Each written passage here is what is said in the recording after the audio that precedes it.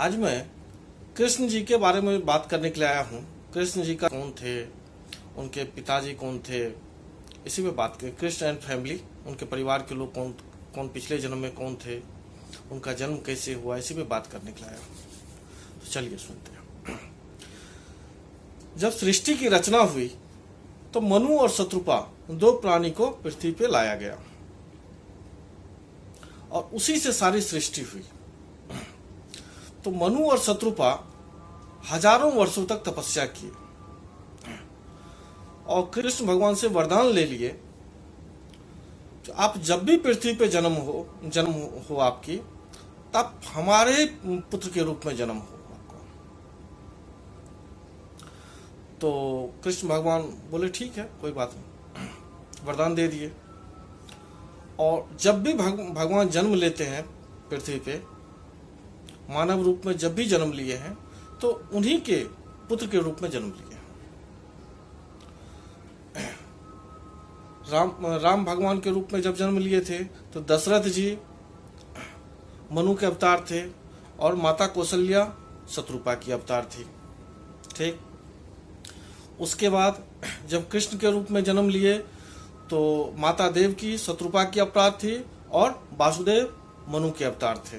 रामायण में आपने देखा हो केकई जब उनको 14 साल के लिए वनवास भेज दी तो उनके ऊपर आरोप लगा, तो उन्होंने उसी समय भगवान से ये कहा, आगे आपका जन्म जब भी जन्म हो तो मेरे कोख से हो, ताकि इस जन्म का पाप है वो धुल जाए मेरा।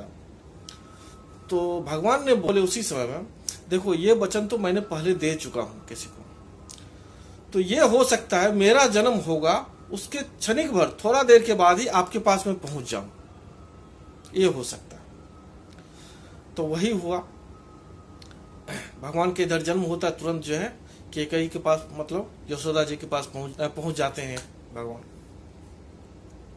तो चलिए बात करते हैं हम कृष्ण भगवान के जन्म के बारे में। द्वापर युग के अंत में मथुरा के राजा उग्रसेन का शासन था। उग्रसेन का एक पुत्र था जिसका नाम कंस था। कंस ने सिंहासन पाने के लिए अपने पिता को ही कारावास में डाल दिया था और खुद राजा बन गए थे। उनका एक बहन था देवकी। देवकी का शादी करते हैं, कंस जो है देवकी का शादी करता है, खूब धूमधाम से करता है। और उनको जब विदा करने के लिए जाता है, विदा कर रहा था, लेके जा रहा था, तो रास्ते में आकाशवाणी होती है और कहता है, ए कंस, तुम जिसको इतना प्यार से लेके जा रहे हो उसी का 8वां पुत्र तुम्हारा संहार करेगा। तो कंस काफी गुस्सा हो गया या सुनते ही, और अपने बहन को मारना चाहा। ना रहेगी बांस ना बजेगी बांसुरी।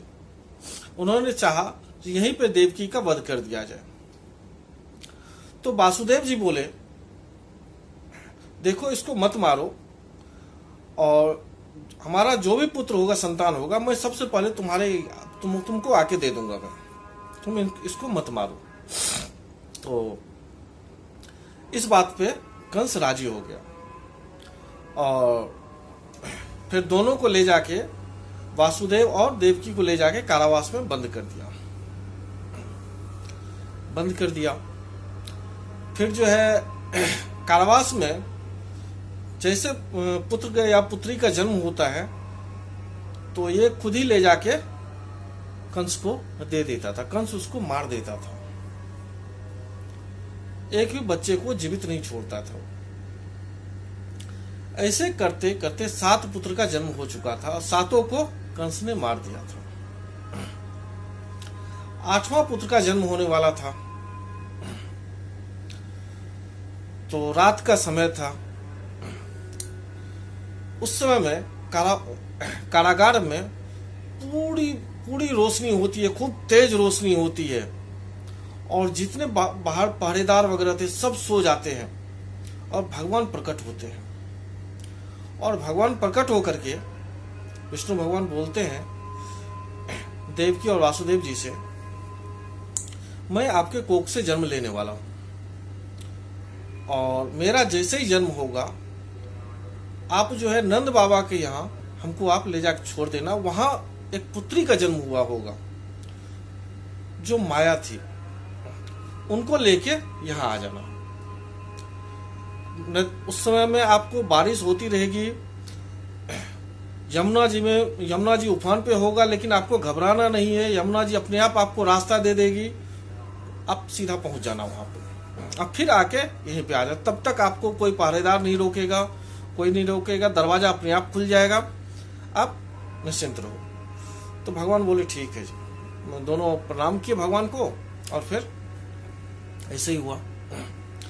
विष्णु जी का जन्म होता है कृष्ण के रूप में, और रात में ही करीबन 12 बजे रात में जन्म होता है, और उसी समय में वासुदेव उनको लेके चल देते हैं नंद बाबा के यहाँ।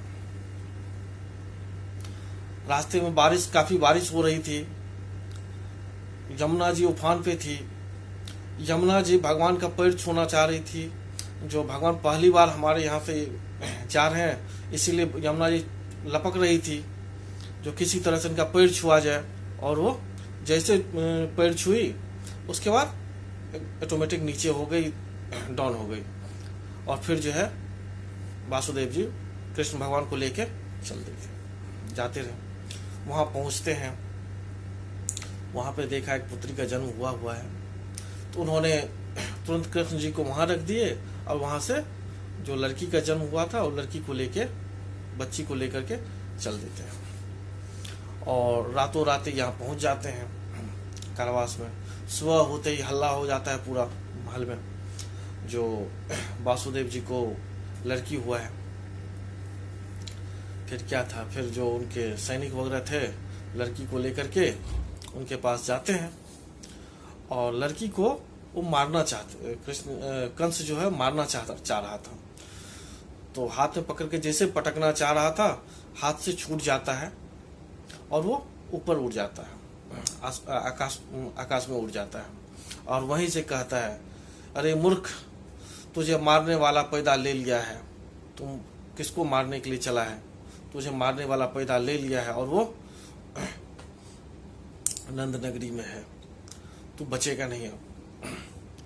फिर जो है कंस को ये आकाशवाणी सुनता है, उसके बार बार वहां राक्षस को भेजता था, किसी को भेजता था उसको मारने के लिए, लेकिन कृष्ण तो कृष्ण थे, विष्णु जी के अवतार थे, उनको कौन मार सकता था। फिर जो है वहां पे उनका लालन पालन होता है, माता यशोदा और नंद बाबा मिलकर उनका लालन पालन करते हैं, और ये तब तक जेल में ही रहते हैं। कब तक? 14 साल तक। पीछे दशरथ जी 14 साल के लिए वनवास हुआ था, प्राण त्याग दिए। अभी जो है 14 साल, इधर भी 14 साल तक उनसे अलग रहते हैं। 14 साल अलग रहते हैं। 14 साल में जब कृष्ण भगवान बड़े होते हैं, कंस का वध करते हैं। 14 साल में ही कंस का वध करते हैं, और वध करने के बाद फिर समुद्र के तट पे एक द्वारिका बस्ती बसाते हैं। वहां पे फिर अपने माता पिता को लेके जाते हैं, और फिर वहां का राजा बनते हैं, और फिर वहां पे रहने लगते हैं। वहां पे शादी करते हैं। भगवान कृष्ण की 8 पत्नियां थी, शायद आपको पता ना हो। कृष्ण भगवान की 8 पत्नियां थी, जिनका नाम है रुक्मिणी, जामवंती, सत्यभामा, कालंदी, मित्रविंदा, सत्या, भद्रा और लक्ष्मणा था। ठीक है, राधा का नाम नहीं है इसमें। आपको पता है राधा से कृष्ण का शादी क्यों नहीं हुआ? राधा तो बहुत प्रेम करती थी कृष्ण भगवान से, लेकिन इस नाम में नहीं है राधा का नाम। क्यों नहीं है? कृष्ण भगवान मानते थे राधा और कृष्ण दोनों का एक ही आत्मा है, और शादी होने के लिए 2 आत्मा का मिलन होना चाहिए। और कृष्ण जी ये चीज मानते थे, एक ही आत्मा है जो कि मेरे अंदर भी धड़क रहा है और राधा के अंदर भी धड़क रहा है, इसीलिए उनसे शादी नहीं किए। तो उनका प्यार अध्यात्म का प्यार था, और इसीलिए जब भी आपने देखा होगा भगवान कृष्ण का नाम लिया जाता है, राधा का नाम जरूर लिया जाता है, जबकि उनकी पत्नी नहीं होती है, शादी नहीं होता है, लेकिन नाम लिया जाता है। इसीलिए नाम लिया जाता है। उनसे शादी नहीं होती, लेकिन अध्यात्म से वो उनको पा लिए थे और एक ही आत्मा था जो दोनों के अंदर धड़कता था। आत्मा अलग नहीं था। शादी होने के लिए 2 आत्मा चाहिए। और उसके बाद जो है उनके 8 पत्नियां थी कृष्ण भगवान के, और 8 पत्नियों में से 10-10 बच्चे थे, मतलब 80 बच्चे टोटल थे कृष्ण भगवान के।